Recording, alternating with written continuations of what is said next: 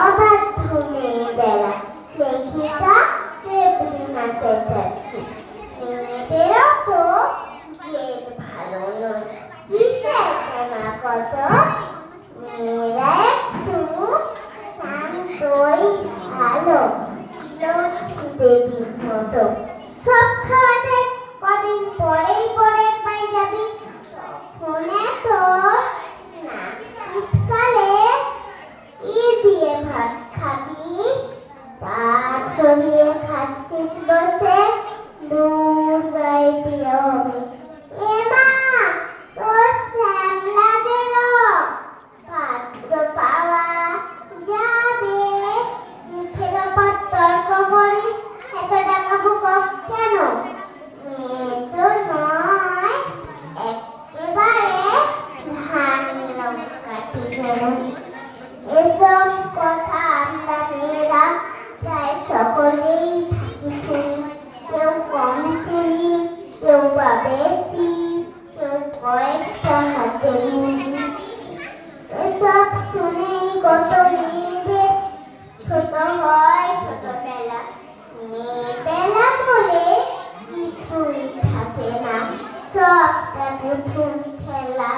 কেন গো সমাজ, কিসের জন্য, কেন এক চোখে দেখো, নারীরও সহজ ছেলেবেলা থাকে, সেসব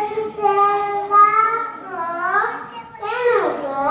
মেয়েরা গানটিতে হলে দৌড়ে দিয়ে রাখো তারা, তোমরা জানো না দেবে নারায়ণী লক্ষ্মীও চঞ্চলা।